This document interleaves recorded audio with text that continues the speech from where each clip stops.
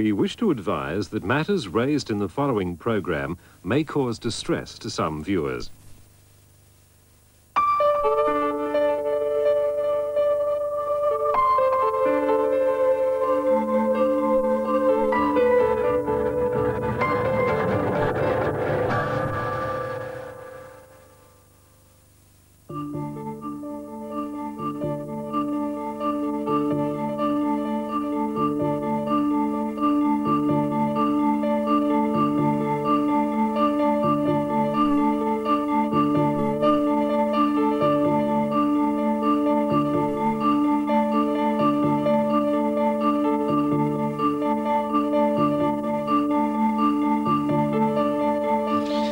I found that the typical stereotype for a rapist runs along the line that he's a young man who comes from a broken home, who has had an embattled life. He is possibly unemployed, into drugs, into alcohol, basically the dross of society.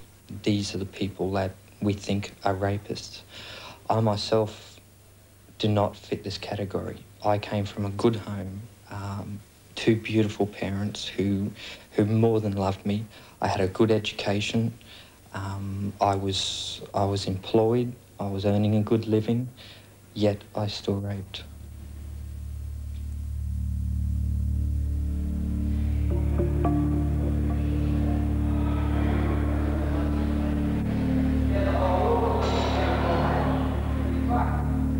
There have been many studies that have attempted to determine the profile of the typical rapist. They've looked at issues such as intelligence. A rapist can be bright or dull. He can be physically attractive or ugly. And he can suffer from the same psychological problems found in so-called normal people. The disturbing conclusion we draw from these studies is that a rapist can be anyone. Since coming to prison, I've tried to address the reasons why I raped. In doing this, I've talked to a lot of other people about rape, from prisoners through to psychologists, through the church members. And within the prison community, I've found that a lot of people use cop-outs for why they raped, excuses for why they raped. These excuses are so varied, it's not funny. They run from my stepmother abused me as a child, I was beaten by my father as a child, I just wanted the sexual gratification of it. It was the alcohol, it was the drugs that did it. I've even heard the devil made me do it.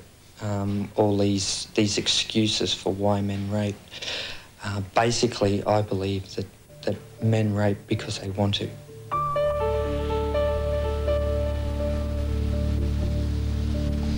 Sexual violence is the most unreported of all crimes. It's difficult to gain an accurate picture of trends and changes. Is it now more common, more widespread, more violent in nature?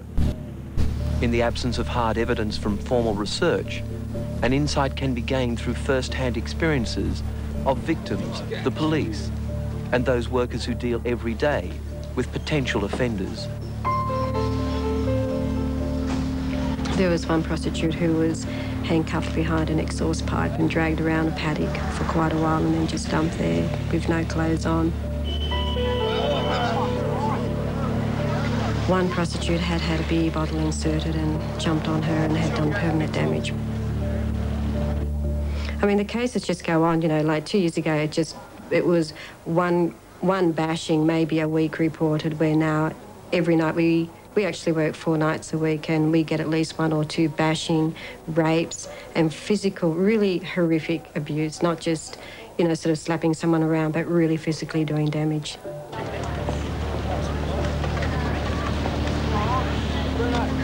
I think the thing that baffles the women is that they can't identify the attackers anymore.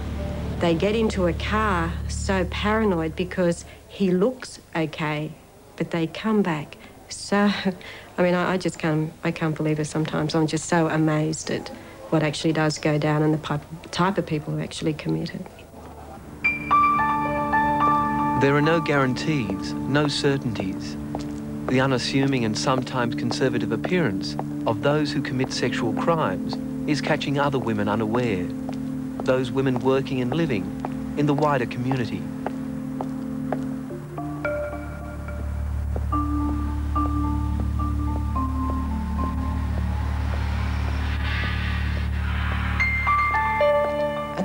time, I was working part-time as a photographer. I finished about 1 in the morning and I was on my way home. I was distracted by screeching of brakes.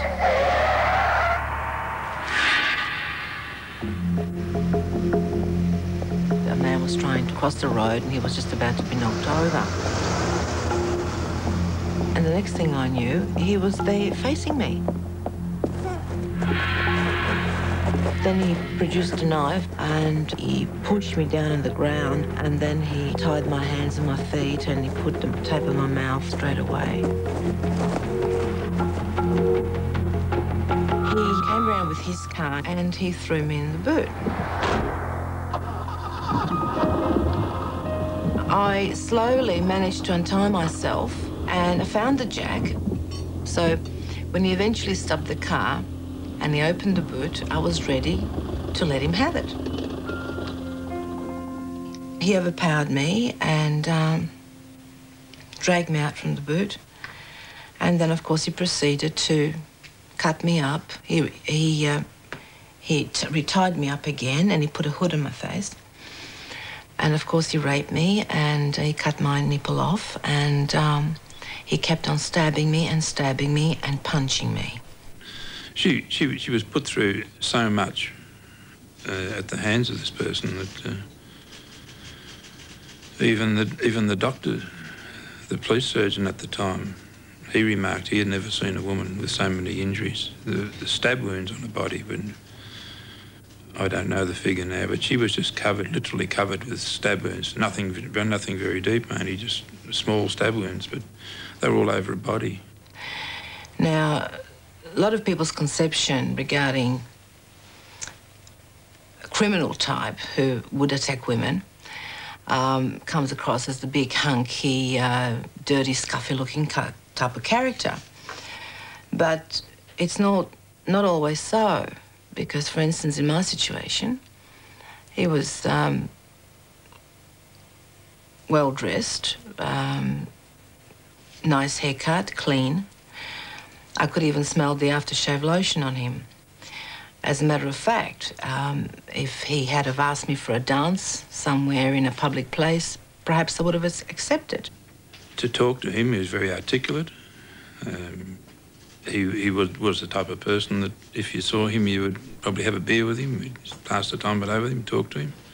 There was nothing to indicate that he would be a perpetrator of a crime like he committed.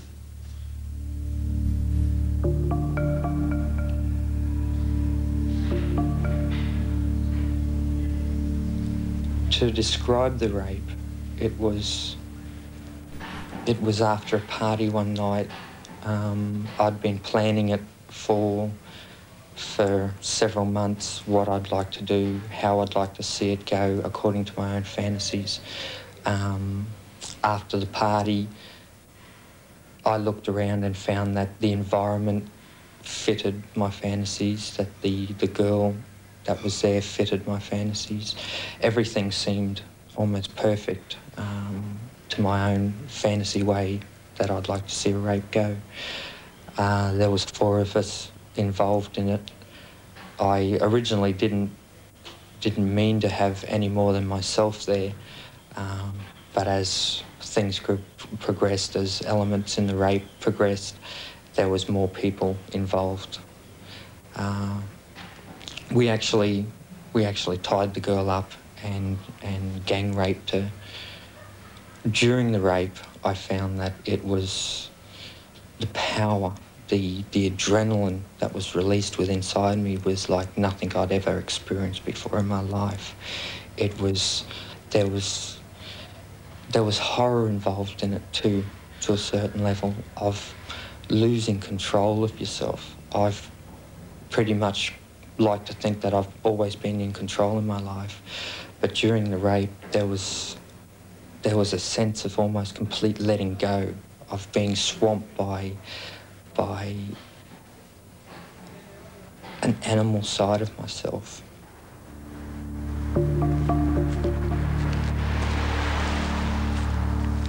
I wanted to do a break and enter. I thought of a place, and I knew there was a safe there, and I knew there was money there. We drove over in a stolen car, broke in. I come up with the idea of waking the owners up. All three of us walked upstairs. I had a knife passed to me, and at that point in time, I was already on a high, and I just felt this big urge of power. I just thought I was, I don't know, like nothing could get to me. I had all these other emotions tied in with this power, which, you know, there was anger. I know there was a lot of anger and frustrations. And anyway, I asked one of my co-accused to jump on the one on the left, which was a male, while I jumped on the female. I've jumped on this lady with a knife to her throat. I'm not sure if I had the intentions of rape right there and then, maybe a couple of steps down the track, but I then moved down to her pants and started feeling around. And from the very beginning, when I first started caressing her breast, she tried to stop me from doing it. She put her hands up in defence, and I just pushed her hands away. Then she opened her legs, and I took that as a come on. I took that as a say, you know, as a, yeah, you know, it's all right, you know. So I've pulled the pants down and raped her. I jumped on her and raped her. I'd come out of a pub and I saw a girl coming down the street, so I had intended to rob the girl of her money. She was carrying a bag, so I attacked the girl and attempted to take the bag. As that was happening, we tumbled down an embankment towards a river. When we came to rest at the bottom, I stood over the girl, and it was just a total feeling of, just an immense feeling of power, of the total domination of somebody else. I knew I was raping her at the time, and she was fighting it at the end. She wasn't fighting it at the beginning of it, I think because she was really scared, terrified. And at the same time, my co-accused was saying, give me a go, and she would have been terrified. She might have thought a gang rape or something.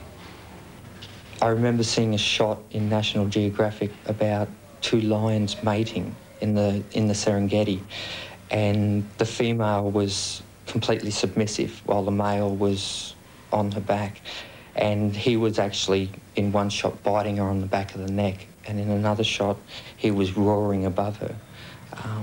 That to me is a very apt description of what the rape was like. Did any of you become aware of the suffering of that victim that night? I think all along we were aware of the suffering, but the suffering just highlighted the sexualness of it. It was, in the suffering there was power, in the suffering there was dominance. The suffering actually fueled our own drives. To see another person completely humiliated before you was a feeling that you cannot explain it, but you'll never forget it. After I raped her, I got off her and I looked at her and I just couldn't believe what I'd done. I mean, it was too late for anything like that. Those other participants, the other 3, were they also swept along? They were not in control of themselves. They were not thinking clearly. They were not acting rationally. It was as if a dark side of themselves had came up and swamped all of the intelligence that they'd ever had in their life. And they were just running on instincts now. They were just acting purely on instincts.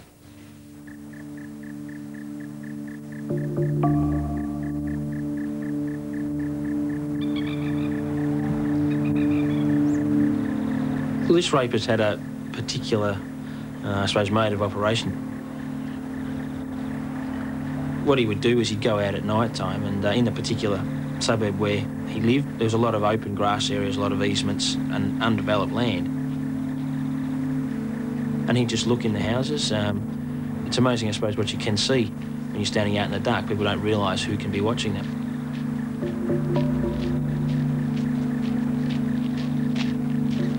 And he was looking into the houses, looking for single females.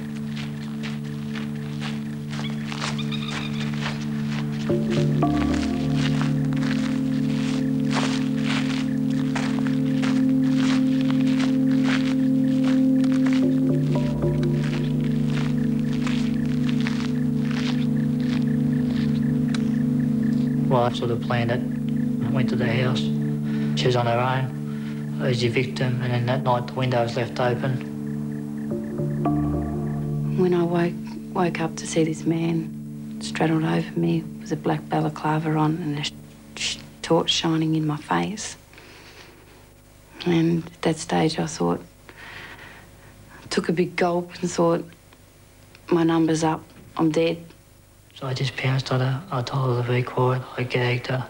Then later on he said to me, if you shut up and don't say a word, I'll take the tape off your mouth, and which he did.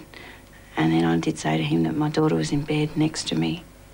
That's when I let her off to the other room. That's when I committed the rape. And he raped me in there, and then he took me into the bathroom and was looking for KY jelly. There was nothing there. Took me into the kitchen, raped me in the kitchen. Took me back to the bedroom and raped me back there in the bedroom. I raped her 2 or 3 more times. That's when I decided that when she kept saying, no, no, no, leave me alone, that's when I decided to leave.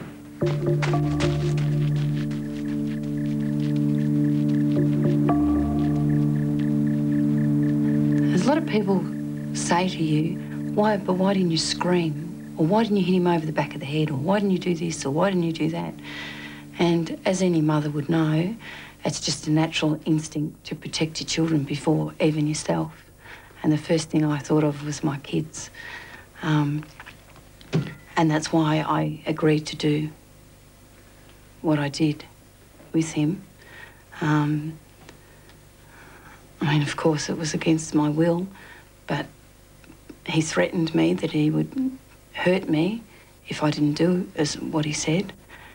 And if I screamed or yelled, I would have woken up the children, and they would have been horrified by this black man in the black balaclava. He could have had a knife, he could have had a weapon, I don't know. He could have done anything to any one of us. And the thoughts running through my head at that time was, you see other people being stabbed and murdered, and their children being murdered as well. And that was my biggest fear, was he was going to hurt my children.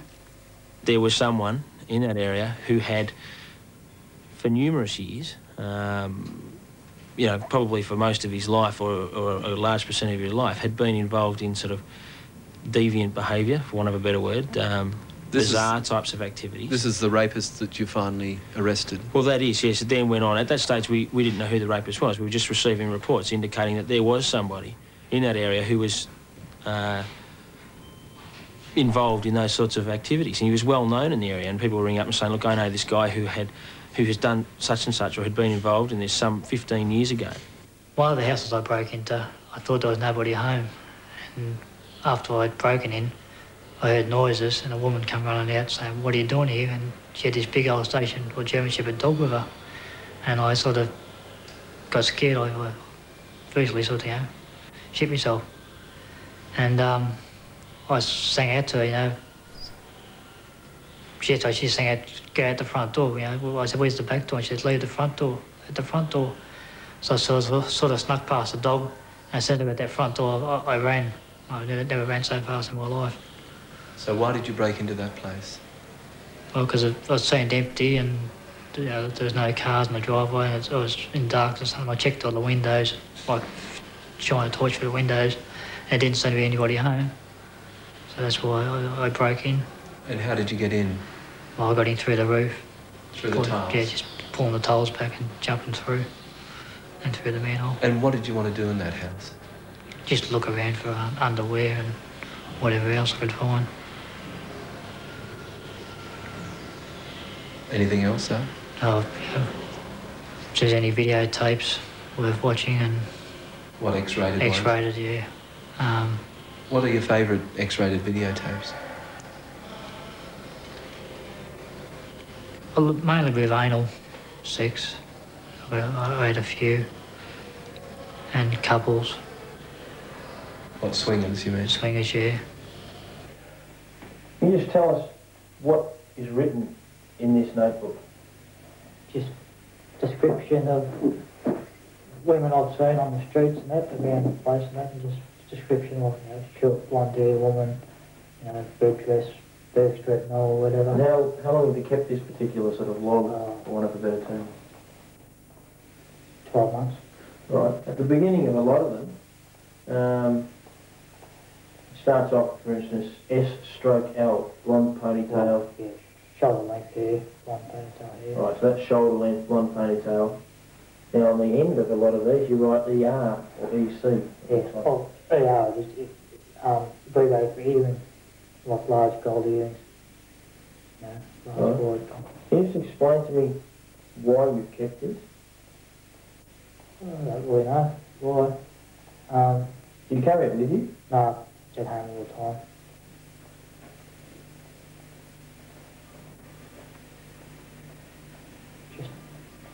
Do you ever use it for anything other purpose? No, no. Well, what I'm getting at is you've already said to us that at times you, any sexual tension you have, you often release using your pillow. Oh, yeah. Is that correct? I put it to you that you could in fact use these to assist your memory to remember a particular female that you saw, so that you then think about that particular female and masturbate yourself basically using your pillow. Would that be correct? That's correct. Is that the purpose of the book? That's sort of the purpose, yeah. All right, so because you already said to us earlier that your memory is short. Yeah. And I'm suggesting that you use this to trigger your memory. Trigger the memory, yeah. And then you remember the person that you actually saw. Is that correct? Yeah. Do you think it's normal behaviour to keep something like that? No, it's not normal behaviour. Okay. Tell us about the night that it happened. Something in my mind just kept telling me to get out and do it. And, you know, I used to watch a lot of X-rated movies and that, videos and that. And they sort of get me excited. We located quite a large amount of pornographic material, magazines and videotapes, probably 30 or 40 videotapes that he owned. That's when later on that morning, about 1 o'clock I think it was, I got up and went out and went for a walk first to try and get my mind off it. That's when I just kept going. I went to the house and broke in and committed the rape. But you were wearing a balaclava? Yeah, though? I had that all sort of planned it earlier on that night. I had like stuff there ready. So you in fact planned to do So it? probably, I probably would have planned it, you know, a week, 2 in advance, just in case something like that did happen. So you felt ultimately you would go out and rape someone? Probably, yeah. He had in fact watched 2 particular X-rated videos prior to leaving home on that night, before he kitted himself up, before he got his balaclava and so on and left. He watched 2 particular movies. The interesting thing that we noticed later on was that one of those movies in particular had a scene. It started off with a scene that was almost identical to one that he had carried out or attempted to carry out with the victim in her own home. How long do you think that you were planning to rape in that way? Oh, months, 2 or 3 months. When I first started the snow job, I had an idea of what alluded or led to rape. And were you out simply looking for a suitable victim? Yes. This rapist admitted to us later on that he'd been involved in three activities, I suppose you could say, three main areas over his, or for numerous years throughout his life. Flashing, or as we call it, as it's commonly known, willful and obscene exposure, which is recognised as a street offence. And there was also snowdropping or theft of ladies' underwear, which is just recognised as theft from clothesline or just theft. And peeping Tom, which is recognised as unlawful on the premises. And what concerns me about it is that these things aren't recognised as specific sex offences, right, related to sex crimes. They're just seen as street offences, theft, and unlawful on the premises. And in this particular case, we would have solved it earlier if those things to which he admitted previously had been recognised as sexual-related offences. All right. You say you took a cushion cover and a pair of stockings for a balaclavas. Did you have to adapt them at all? I had to cut holes in the cushion cover. What about in the stocking?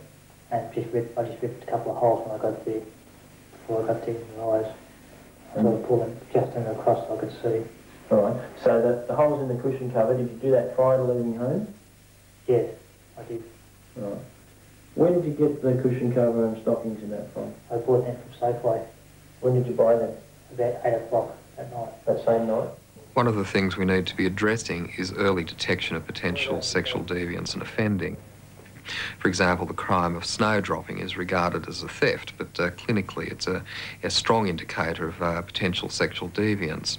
One study suggests that if people are arrested at the age of 18, they generally notch up about 6 victims, whereas if it's left to the age of 21 or 22, on average, they'll have something like 360 victims.